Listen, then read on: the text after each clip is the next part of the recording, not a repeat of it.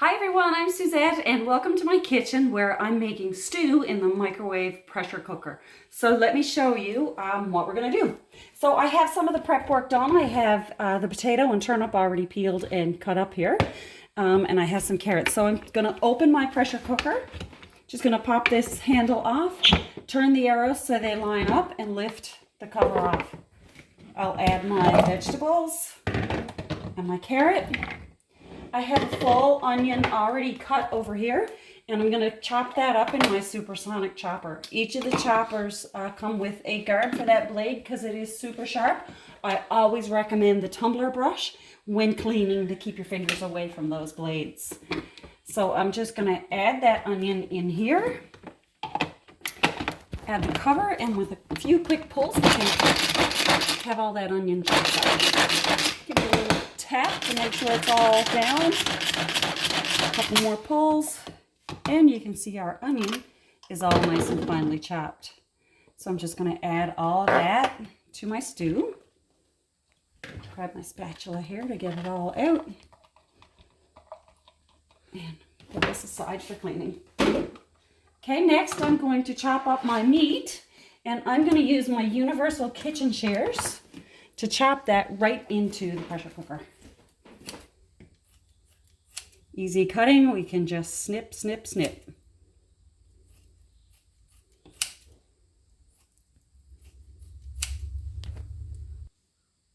Now that I have the meat all cut, I'm going to take my universal kitchen shears apart for easy cleaning.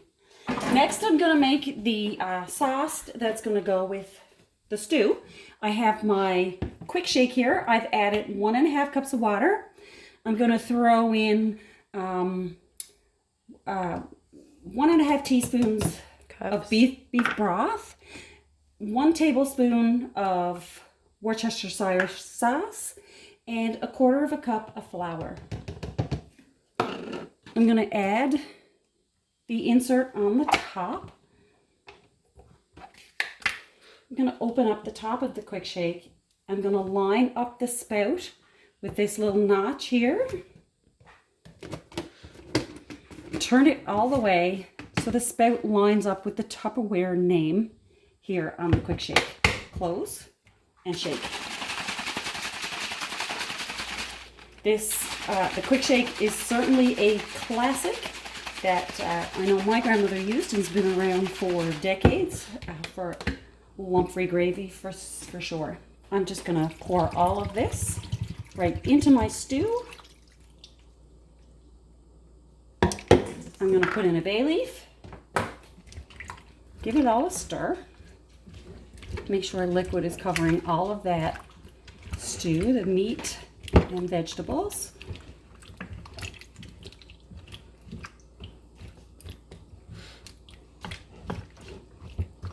Okay, once it's all stirred, I'm going to add the top of my pressure cooker, once again lining up the notches, giving it a slight turn, closing the handle, and it locks in place. That's definitely a safety feature of the pressure cooker. This little bobber we want to make sure is down. That's what where the pressure is going to be released as it's cooking. I'm going to put this then in my microwave for 18 minutes. Not when. Okay, so the microwave just went off. I'll carefully remove the pressure cooker. If you come close, you can actually hear the little bit of a sizzle, and you can see that this little bobber is up. That tells us that there is pressure in the pressure cooker. We're going to wait for that to depressurize. When it does, this bobber will drop, and then we'll open the pressure cooker. So it took about 4 minutes for the pressure cooker to depressurize. I'm just going to tap on this little bobber here to make sure all the pressure is indeed gone out of it before I remove the handle. I'm going to lift the handle. You'll see in here some extra steam does come out. There's a little hole there. So extra steam will come out of there to release any extra pressure that hasn't been released. I'm going to turn my handle again to line up the arrows. Always important to lift with the steam away from you so you do not get burned. And here we have our stew. Going to give it a little stir. And I think next time I may add a little bit of gravy browning to give that a little bit of a more gravy look to the stew. I'm going to serve it up for my family for supper. That's the microwave pressure cooker for quick meals for busy families.